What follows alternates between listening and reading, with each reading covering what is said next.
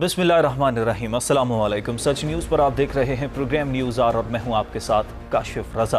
Programme में सबसे पहले शामिल कर लेते हैं टॉप स्टोरीज। पीपल्स पार्टी का नून लीग पर वार, यूसुफ रजा गिलानी सेनेट में अपोजिशन लीडर मुकर्रर। मौलाना की पीपल्स पार्टी और नून लीग में इत्तेहाद की कोशिशें बेसूद।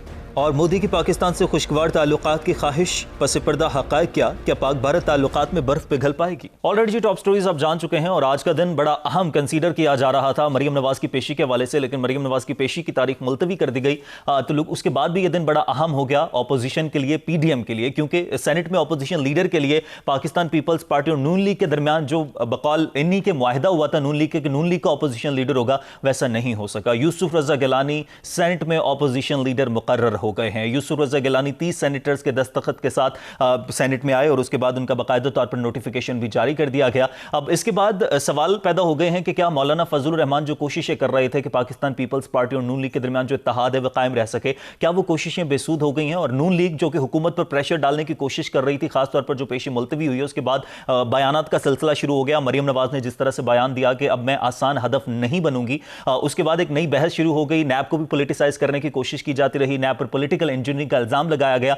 लेकिन अब क्या नून लीग को पाकिस्तान पीपल्स पार्टी की जरूरत है हुकूमत पर दबाव बढ़ाने के लिए? लेकिन जिस तरह से पाकिस्तान पीपल्स पार्टी बकौल नून लीग के कि उनका नैरेटिव था कि नून लीग का अपोजिशन लीडर होगा, लेकिन अब यूसुफ रजा गिलानी मुंतखब हो गए हैं, तो उसके बाद क्या नून लीग पाकिस्तान पीपल्स पार्टी के साथ यही इत्तेहाद इसी तरह से बरकरार रख पाएगी? और अगर नहीं रख पाएगी तो फिर हुकूमत पर किस तरह से दबाव बरकरार रखेगी? एक तो ये बड़ा अहम मामला, इस पर बात करेंगे। साथ ही साथ हम ये भी बात करेंगे कि अगर ये पीडीएम में फूट पड़ गई है तो उसके बाद हुकूमत के लिए कितना खुशाइंद है, और अंदरूनी तौर पर ये जो मामला चल रहे हैं इसकी वजह से क्या बैरूनी चैलेंजेस भी सख्त होते जा रहे हैं? सारी सूरत हाल पर बात करेंगे। और साथ ही साथ हुकूमत को क्या करना चाहिए अपनी परफॉर्मेंस को बेहतर करने के लिए? एक तरफ पीडीएम का अगर दबाव कम है तो दूसरी तरफ अपनी परफॉर्मेंस किस तरह से बेहतर की जा सकती है? सारी सूरत हाल पर बात करेंगे एक ब्रेक के बाद। देखते रहिए न्यूज़ आर।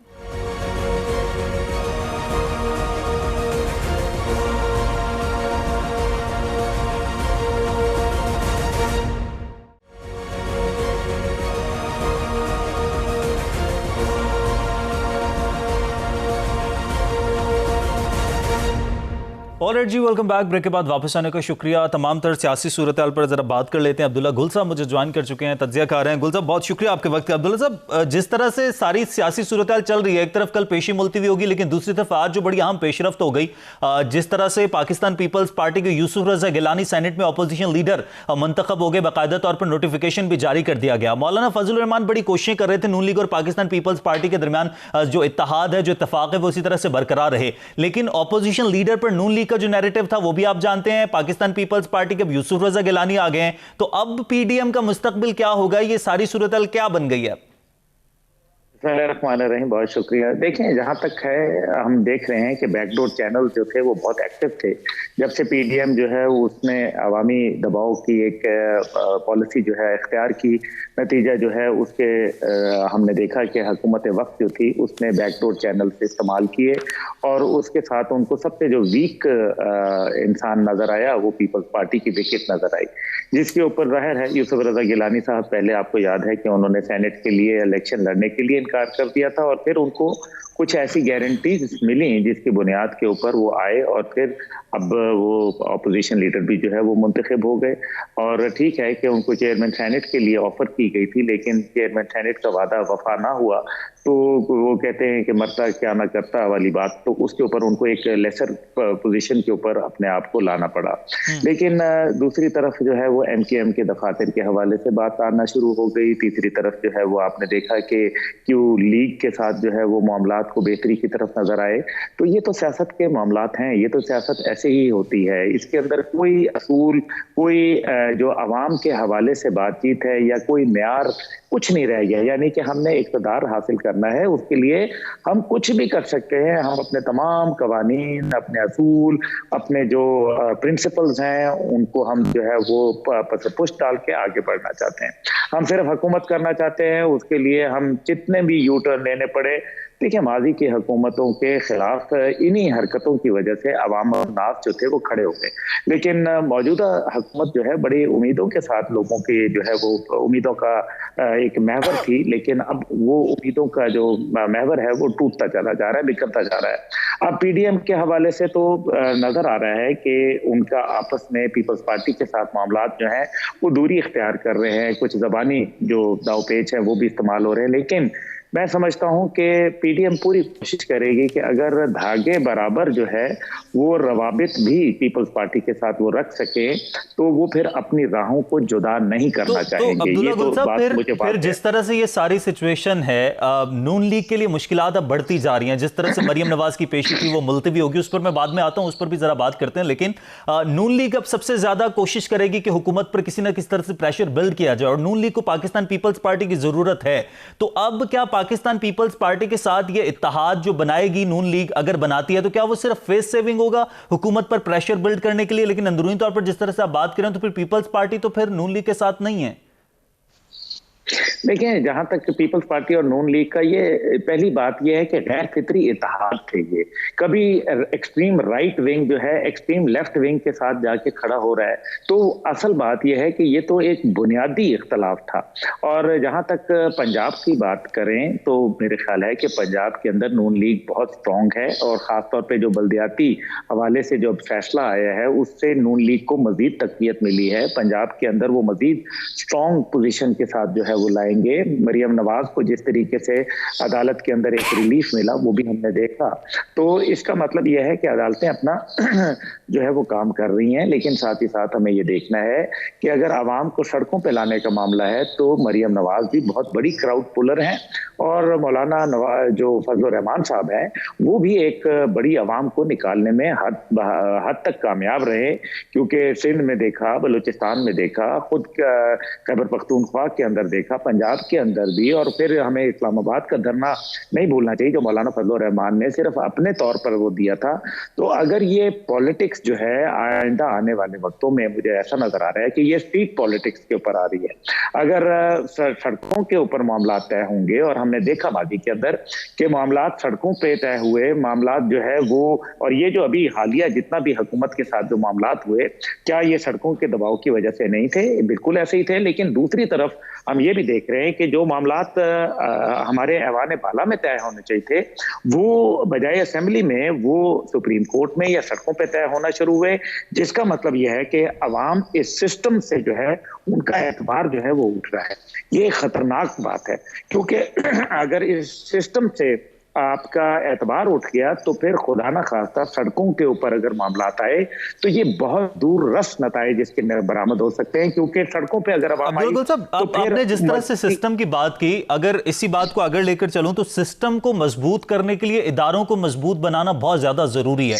अब नैब की अगर हम बात करें तो कल जिस तरह से पेशी मुलतवी हुई उस पर भी मुख्तलिफ किस्म की सियासत की गई, और हमेशा से इदारों को सियासत ज्यादा कर दिया जाता है। इदारे जो भी फैसले करते हैं वो मोहतरम फैसले होते हैं, उनका एहतराम किया जाता है। लेकिन जो फैसला दुरुस्त या गलत वो एक अलग बहस है, लेकिन जिस तरह से उसको पॉलिटिसाइज किया गया, क्या ये दुरुस्त है? इस तरह से तो हमारा सिस्टम मजबूत नहीं हो सकेगा। नहीं, ऐसा सिस्टम तो वाकई मजबूत नहीं होगा। असल तो बात यह है कि सिस्टम तो बिखर गया है ना, सिस्टम तो असल में सिस्टम कोलैप्स कर चुका है। हमें सिर्फ उसकी रियलाइजेशन जो है वो बात बाकी है। और जहां तक इदारों की बात है, नैब का इदारा भी देखे ना आप, उसमें क्या, अब मैं क्या मजीद बोल सकता हूँ। अवाम नास इसकी बेहतर गवाह है कि नैब का इदारे ने जो है जानिबदारी भी दिखाई है, ये भी रियलिटी है।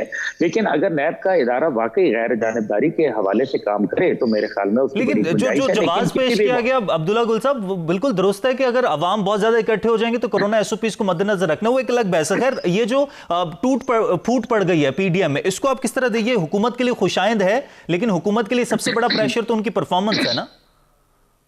बहुत खूबसूरत आपने बात की। असल बात यही है कि हुकूमत को दुआ करनी चाहिए। मैं मुतअद्दिद दफा इसका इजहार कर चुका हूं कि हुकूमत दुआ करे कि पीडीएम ना खत्म हो, क्योंकि अगर पीडीएम खत्म हो गई तो फिर उनको अवाम किसी ऊपर मलबा डालने का जो है वो फिर और ऑप्शन नहीं रह जाएगा। फिर उनको अपनी परफॉर्मेंस पे बात करनी पड़ेगी, और परफॉर्मेंस फिलहाल जो आईएमएफ, वर्ल्ड बैंक और दीगर मामला जो हम सामने देखने में आ रहे हैं, जो नरेंद्र मोदी के हवाले से आ रहा है, ये जो बैकडोर चैनल्स हैं, ये आपको it will lead to a disaster. ये वक्ती तौर पर आपको बड़ा अच्छा लगेगा, लेकिन इसके मुहर्रिकात इंतहाई भयानक नजर आएंगे। आपको नजर आ जाएगा ये कोई, आप क्या समझते हैं कि परवेज मुशर्रफ जब चुनाव फार्मूला लेके गए थे तो वो कामयाब क्यों नहीं हुआ था? मुझे अच्छी तरीके से याद है, मेरे वालिद जनरल हमीद गुल रहमतुल्लाह ने उस टाइम पे क्या बोला था। उन्होंने कहा था कि खाली हाथ जाओगे, खाली हाथ वापस आओगे, और वही हुआ, खाली हाथ आना पड़ा उनको। तो मकसद ये है कि ये बहुत अच्छे लगते हैं कि हम चले, हमने कुछ सेटल डाउन कर लिया। बात यह है कि क्या इंडिया की तरफ से ऐसी कोई बात आ रही है, क्या नजर आ रहा है, क्या आईएमएफ आपको रिलीफ देना चाहती है? क्या ये हकीकत नहीं है कि सेक्रेटरी दिफा अमेरिका के जो है जनरल ऑस्टन जो है वो आए हैं, लॉयड ऑस्टन, और वो इंडिया का दौरा करके चले गए, अफगानिस्तान का और पाकिस्तान को पूछा भी नहीं उन्होंने। तो ये फिर कैसा की प्लेयर है पाकिस्तान, जो कि हम हमारे दफ्तर खारजा को ये सोचना चाहिए कि अगर हम की प्लेयर हैं अफगानिस्तान पीस प्रोसेस के अंदर, तो उसके लिए क्या दुनिया भी हमें इसको एक्नॉलेज कर रही है या नहीं कर रही? हमें तो देखने में यह आया कि अफगानिस्तान पीस प्रोसेस में इंडिया का क्या काम है, पहली बात है उसका कोई ताल्लुक वास्ता ही नहीं है। लेकिन दूसरी तरफ जो अवामी रद्द अमल है और जो प्रेशर्स हैं, और जो कश्मीर के अंदर अभी इलेक्शंस होने को आए हैं आज़ाद कश्मीर के अंदर, ये वो तमाम अवामिल हैं जिसकी वजह से, और फिर खास तौर पे वो लोग जो इत्तेहादी थे इनके मौजूदा हुकूमत के, वो ये सोचने पे मजबूर हो जाएंगे कि अगर यही सब कुछ करना था तो माजी की पार्टियां जो थी वो कौन सा मुख्तलिफ कर रही थी। और जो मरियम नवाज शरीफ के हवाले से आप बात कर रहे हैं, नैब ने पहले उनको तकरीबन कहा कि इनको 10 साल की सजा हो सकती है गालिबन इस पे, और फिर नैब का जो है मौकफ चेंज हो गया। तो ये जो सियासी दांव-पेच चल रहे हैं behind the scene, behind the curtain, जो मामलात जो खुफिया तौर पे तय हो रहे हैं, लेकिन जिसमें ना कानून देखा जा रहा है, चैलेंजेस बढ़ते जा रहे हैं, अंदरूनी तौर पर भी चैलेंजेस बढ़ते जा रहे हैं, बैरूनी तौर पर भी अब चैलेंजेस बढ़ते जा रहे हैं। जिस तरह से आपने बैरूनी महाज की बात की, बहुत शुक्रिया अब्दुल्ला गुल साहब, तज्ज़ियाकार हमारे साथ मौजूद थे, तमाम तर सूरत पर बात कर रहे थे। और अगर पीडीएम खत्म हो जाती है तो हुकूमत के पास फिर कोई ऑप्शन नहीं होगा। पहले वो अपने तमाम तर जो कारकर्दगी बेहतर नहीं है उसके इल्जाम पीडीएम पर और अपोजिशन पर आयद करते हैं कि इनकी वजह से सिचुएशन बेहतर नहीं हो पा रही है। तो अब देखते हैं मुस्तकबिल में क्या होता है, मुस्तकबिल करीब में सियासी मंजरनामा क्या होता है, हुकूमत अपनी कारकर्दगी बेहतर कर पाती है नहीं कर पाती। ब्रेक लेते हैं, ब्रेक के बाद वापस आएंगे। अंदरूनी तौर पर तो चैलेंजेस का सामने, बैरूनी तौर पर भी कुछ तब्दीलियां आ रही हैं, इस पर बात करेंगे। ब्रेक के बाद देखते रहिए न्यूज़ आवर।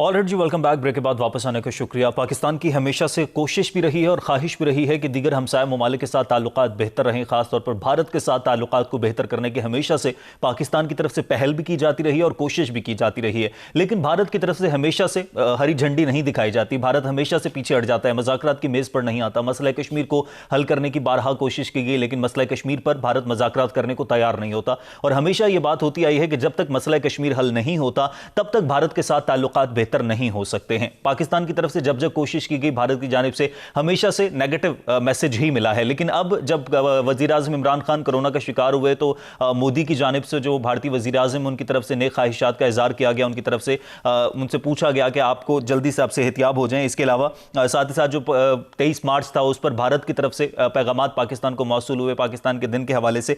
लेकिन अब सवाल ये पैदा हो रहे हैं कि मोदी और पाकिस्तान के दरमियान खुशगवार ताल्लुकात क्या पैदा हो सकते हैं, पस पर्दा हक़ाइक़ क्या है, साथ ही साथ क्या भारत और पाकिस्तान के दरमियान जो ताल्लुकात हैं, उनके दरमियान जो बर्फ थी क्या वो पिघल रही है, इस पर बात करेंगे। और साथ ही साथ पाक भारत मुश्तरका एलामिया दूसरों के लिए एक मिसाल है। सेक्रेटरी जनरल अक़वाम मुत्तहिदा अंतोनियो गुतरेस की जानिब से कहा गया, उन्होंने कहा कि पाक भारत जंगबंदी को मुस्बत पेशरफ्त करार देते हैं। और साथ ही साथ उन्होंने कहा कि लाइन ऑफ कंट्रोल पर जंगबंदी पाकिस्तान और भारत के दरमियान मजीद बातचीत की राह हमवार करेगी। क्या वाक़तन ऐसा हो सकता है? दूसरी तरफ शाह महमूद कुरैशी ने पाक भारत DGMOs के राबते को मुस्बत पेशरफ्त भी करार दे दिया है।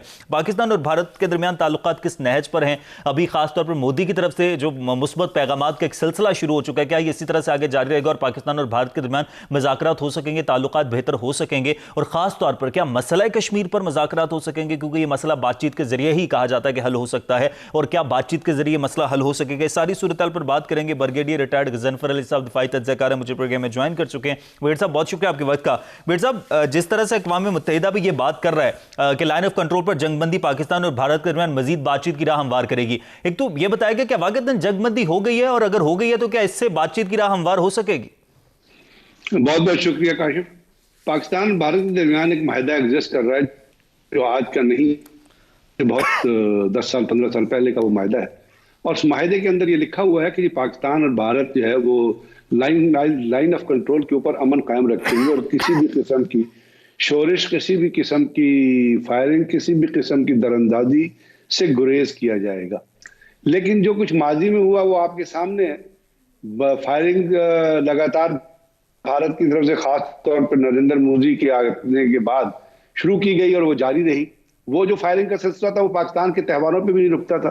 हालांकि पाकिस्तान आर्मी कभी फायरिंग में पहल नहीं करती है, ये मैं आपको बहुत वर्ड ऑफ अथॉरिटी में बता रहा हूं, क्योंकि मैंने 2 यूनिटें कमांड की हैं, दोनों की दोनों यूनिट्स कमांड की है लाइन ऑफ कंट्रोल के ऊपर।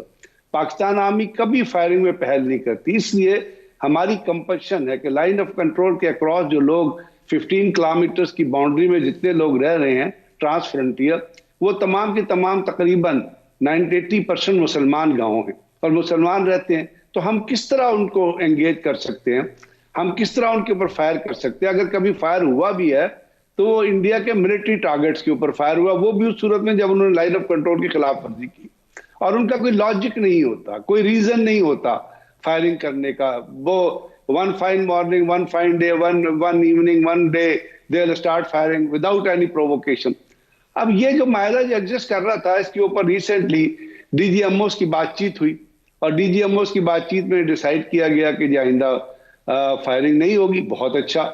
इससे पहले आपको याद है एक दफा रेंजर्स को सफेद झंडा बुला के वर्किंग बाउंड्री के ऊपर इंडियंस ने किसी इशू पे बात करने के लिए सफेद झंडा खड़ा किया था।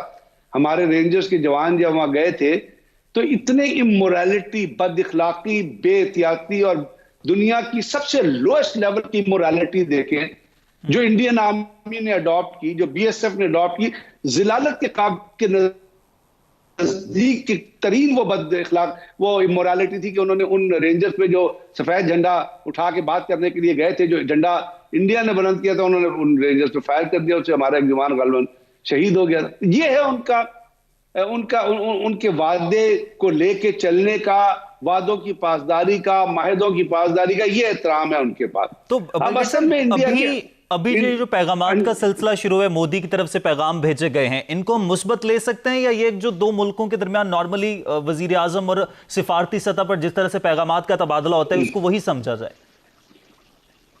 देखिए, बात यह है कि डिप्लोमेसी दुनिया में प्ले करती है। इंडिया के अंदर के हालात के ऊपर आप सब कुछ सामने है। हरियाणा बंद हो रहा है, दिल्ली बंद हो चुका है, किसान बैठे हुए हैं, इंडिया में कश्मीर के अंदर लाइट ऑफ सेल्फ डिटर्मिनेशन की तहरीक जोरों पे पहुंची है कि 23 मार्च को वहां पे पाकिस्तान का झंडा लहराया जाता है, 23 मार्च मनाया जाता है। वहां पे 106-38 डिस्ट्रिक्ट्स के ऊपर, छत्तीसगढ़ के ऊपर जो इंडिपेंडेंस स्ट्रगल चल रही है, तो मोदी के ऊपर बहुत बड़ा प्रेशर है। उस प्रेशर को किसी न तरह वायलेट करना है। जहां तक आपने उसको हटाना है अपने ऊपर, दुनिया को ये बताना है कि इंडिया के अंदर जो कुछ हो रहा है उसको उसने कवर अप करना है। अब ये पैगामात का सिलसिला तो एक अच्छी बात है, मैं इसके ऊपर कोई नेगेटिव कमेंट्स तो नहीं कर सकता। डीजीएमओ की बातचीत होना एक अच्छी बात है, इसी तरह मसाइल का हल निकलता है और उम्मीद है कि इंडिया इस वादे की पासदारी करेगा।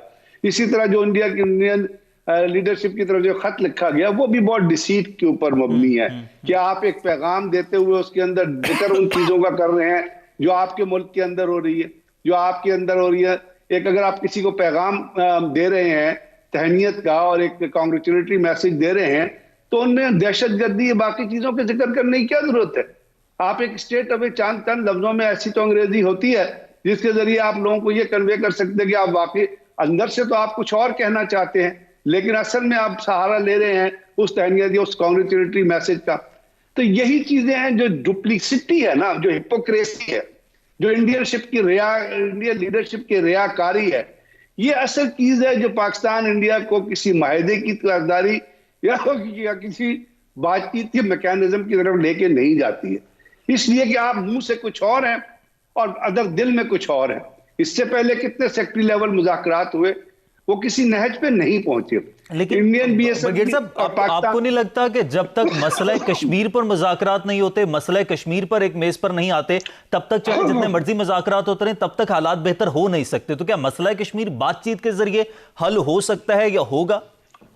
ये पाकिस्तान की पॉलिसी का एक बेसिक बुनियादी सतून होना चाहिए और बुनियादी सतून है कि जिस वक्त तक मसला कश्मीर का हल नहीं निकलता उस वक्त तक ना इस खत्ते में दहशतगर्दी खत्म होगी, क्योंकि दहशतगर्दी को दुनिया में एक तो अमेरिकन जो दहशतगर्दी की पॉलिसी है, जो अमेरिकन ने तबाह किया इराक को, लिबिया को, शाम को, और जो अमेरिकन लीडरशिप जो दहशतगर्दी कर रही है दुनिया में, एक तो वो दहशतगर्दी कर रही है। दूसरा पैलेस्टाइन, जहां पे इसराइल जो है दहशतगर्दी में इन्वॉल्व है, स्टेट लेवल टेररिज्म हो रहा है, स्टेट स्पॉन्सर्ड टेररिज्म हो रहा है पैलेस्टाइन में, स्टेट स्पॉन्सर्ड टेरर हो रहा है अमेरिका से मुसलमान ममालिक में। इसी तरह कश्मीर में स्टेट जो दहशतगर्दी, Indian space counter terrorism, Indian army ने जो फैलाई हुई है लोगों को दबाने के लिए, जिस वक्त खित्ते से वो कम नहीं होगी, और पाकिस्तान ने उसको एम्फसाइज करना है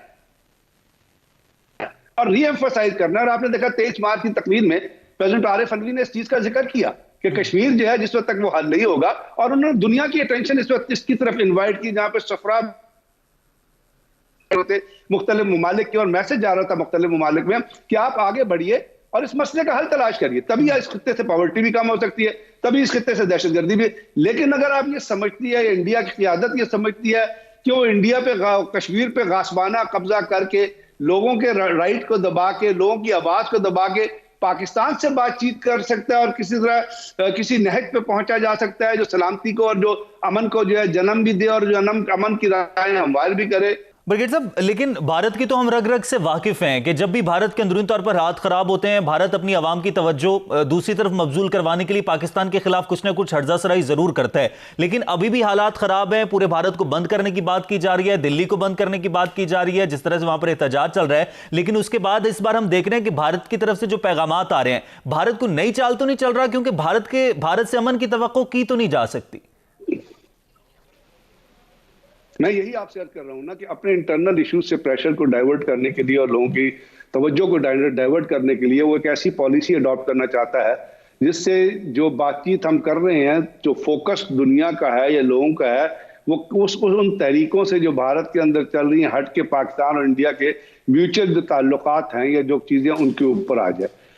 मैं इसके अंदर फिर भी होप रखता हूं, मैं इसके अंदर फिर भी उम्मीद की किरण को जला के, लेकिन मैं ये जरूर कहना चाहता हूं कि जिस वक्त तक भारत कश्मीर पे बातचीत के लिए तैयार नहीं होगा और वो पाकिस्तान की बातचीत का बुनियादी नुक्ता नहीं होगा, और जिसके जरिए कश्मीरियों की रिप्रेजेंटेशन और कश्मीरियों की राइट ऑफ सेल्फ डिटरमिनेशन तहरीक को उजागर नहीं किया जाए, यूएनओ उसके लिए अपना रोल जिस वक्त तक प्ले नहीं करेगी और दुनिया के ममालिक उस मसले को समझ के जो है भारत को इस बात को मजबूर नहीं करेंगे, तो जो वहां पे जो कर्फ्यू लगा है, जिस तरह लोगों को दबाया मारा जा रहा है, औरतों की अस्पत दरी की जा रही है, बच्चों को अगवा किया जा रहा है, अगवा बराए तावान की वारदात, इंडियन आर्मी एक स्टेट स्पॉन्सर्ड टेररिज्म के अलावा human rights gross human rights violation में इन्वॉल्व है, उस वक्त तक जब तक इन इश्यूज पे बातचीत नहीं होगी, पाकिस्तान और इंडिया के दरमियान ताल्लुकात किसी तरीक़ाकार से आगे चल नहीं सकते। तो इस पे दुनिया से कोई तवक्को रखनी भी चाहिए, नहीं रखनी चाहिए, क्योंकि इस बार जिस तरह से आपने भी कहा कि ये भारत की पॉलिसी है कि वो अंदरूनी मामला से तवज्जो हटा सके, लेकिन इस बार उसने अपनी पॉलिसी तब्दील की है कि पाकिस्तान के खिलाफ हर्जासराई करने की बजाय, इश्तियाल अंगेजी करने की बजाय उसने पॉजिटिविटी की तरफ दिया कि जी म्यूचुअली ताल्लुकात हम बेहतर करना चाह रहे हैं। तो अब दुनिया इसमें अब क्या किरदार अदा कर सकती है? अब यही किरदार अदा कर सकती है ना कि आइए बैठ के बातचीत करें और उस बातचीत में कश्मीर के मसले को शामिल करें। यही दुनिया की तरफ से इनिशिएटिव होना चाहिए, या बड़ी पावर्स की तरफ से इनिशिएटिव होना चाहिए। जो बाइडेन अमेरिका जो लीडरशिप चेंज हुई है, जिन्होंने कहा था कि हम आके जो है वो जो इससे पहले बयानात है कश्मीर में ह्यूमन राइट्स वायलेशन के हवाले से, तो उन ताकतों की कोशिश होनी चाहिए कि अगर एक पॉजिटिव, पाकिस्तान के अंदर तो पॉजिटिविटी पहले है, पाकिस्तान ने कहा आप एक कदम कहें हम 2 कदम जाएंगे, इमरान खान साहब ने कहा था, लेकिन उस 2 कदम किस तरह जाएंगे? एक कदम किधर उठेगा? वो एक कदम कश्मीर के मसले की तरफ उठना चाहिए ना।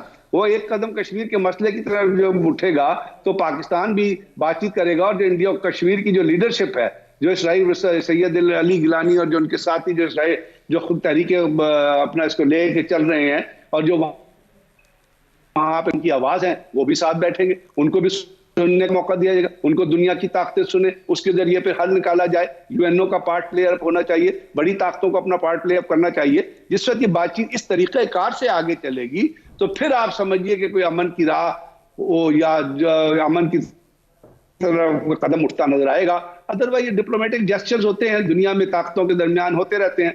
जब कोई बड़े दिन होते हैं तो मुबारकबाद भी दी जाती है, दिवाली होती है तो पाकिस्तान भी मुबारकबाद देता है, कोई त्यौहार आता है तो पाकिस्तान भी मुबारकबाद देता है। इस तरह ये एक रिचुअल के तौर पे, एक प्रोसीजर के तौर पे चीजें चलती रहेंगी, लेकिन प्रैक्टिकलिटी में जिस वक्त तक आप चीजों को इश्यूज को हल करने की कोशिश नहीं करेंगे, उनका हल नहीं पेश करेंगे, कि जी अगर पाकिस्तान के और इंडिया के दरमियान इंडस वाटर ट्रीटी की वायलेशन इंडिया ने की और इतने सारे डैम बनाए और पाकिस्तान का पानी रोका है, तो वो पानी किस तरह खुलेगा? इसके अंदर कोई प्रैक्टिकल चीजें होनी चाहिए। इससे पहले कितने मुज़ाकरात हुए, लेकिन इंडिया ने क्या किया? वो हटदर्मी से वही किया जो उनका दिल करता है कि जब पानी छोड़ना होता है छोड़ देते हैं, सैलाब आ जाता है। अब ये चीजें जिस वक्त तक आप प्रैक्टिकल मैनिफेस्टेशन आप उनकी नहीं करेंगे और उसके ऊपर जो पहले चीजें हो चुकी हैं, जो पहले ट्रीटीज हो चुकी हैं, उसके ऊपर अमल नहीं करेंगे, तो आगे के कदम किस तरह उठाएंगे? पहले तो माजी को सेटल करेंगे और फिर आगे के कदम उठाएंगे। और उन कदम उठाने में इस वक्त सबसे बड़ा इशू जो है वो कश्मीर का इशू है। तो ब्रिगेड साहब, क्या इसको हम कनेक्ट कर सकते हैं? क्या ऐसा मुमकिन में है कि जिस तरह से हमने देखा है कि अमेरिका की हमेशा से भारत को पुष्टपनाही हासिल रही है और अफगानिस्तान से अमेरिका जो इनकलाबी चाहते हैं, लेकिन अब जिस तरह से बाइडेन ने कहा कि मुमकिन नहीं हो सकेगा इस साल के हम अमेरिका से अमेरिकी फौज का इनकला हो सके, लेकिन पाकिस्तान का किरदार भी बड़ा अहम रहा है। तो अब उधर से अमेरिका अफगानिस्तान से निकल नहीं पा रहा है, दूसरी तरफ भारत के साथ ये सारी चीजें, तो क्या ये चीजें इंटरकनेक्ट हो सकती हैं? इंटरकनेक्टिविटी तो तमाम चीजों की है, लेकिन ये जो है इंटरकनेक्टेड इस तरह नहीं है कि जी अगर चूंकि भारत तो अमेरिका चूंकि अफगानिस्तान से नहीं निकल रहा था ये पे बातचीत नहीं हो सकती। ये तो दो डिफरेंट इश्यूज है ना।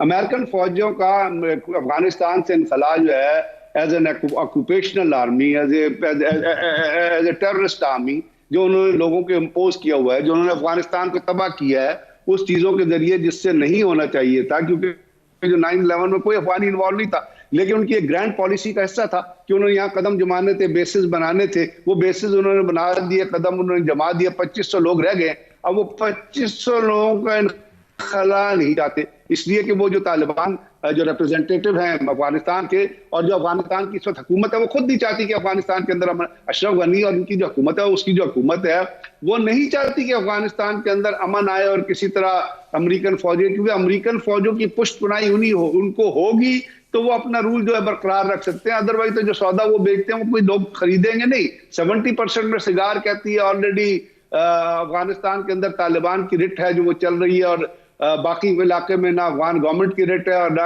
अमेरिकन की रिट, तो आहिस्ता आहिस्ता खत्म हो गई।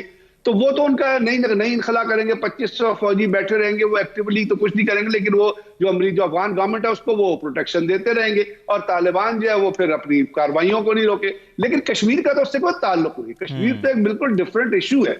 कश्मीर जो है वो ज्योग्राफिकली अफगानिस्तान से काफी दूर है। कश्मीर की कनेक्टिविटी इंडिया और पाकिस्तान के साथ बनती है और चाइना के साथ बनती है। एक तरफ से चाइनीज इलाके पे इंडिया ने कब्जा किया है, चाइना ने अपना इवेंट कराया, तो दोनों को मुख्तलिफ प्रिज्म में, मुख्तलिफ एंगल में देख के सेटल करने की जरूरत है, और अमेरिकन को चाहिए। सही, बहुत बहुत शुक्रिया। ब्रिगेडियर रिटायर्ड गजन फरेल साहब दिफाई तज्ज़कार हमारे साथ मौजूद थे और सारी सूरत हाल पर बात कर रहे थे। लेकिन जब तक मामला प्रैक्टिकलिटी में नहीं आते, जो सिंतास मुआहदा है उसके हवाले से, मसला कश्मीर के हवाले से, अब दुनिया भी अहम किरदार अदा कर सकती है और दुनिया को किरदार अदा करना चाहिए। मसला कश्मीर पर भारत को एक मेज़ पर लेकर आए और भारत सिर्फ अंदरूनी तौर पर अपनी तवज्जो हटाने के लिए इस पर एक नई पॉलिसी के सामने आया। पहले इश्तियाल अंगेजी की तरफ जाता था, पाकिस्तान के खिलाफ हर्जा सराई करता था, लेकिन इस बार उसने ताल्लुकात को बेहतरी की तरफ ले जाकर अपने अंदरूनी मामला से दुनिया की तवज्जो हटाने की कोशिश की है। आज के प्रोग्राम से इजाजत दीजिए, अल्लाह ने के पास।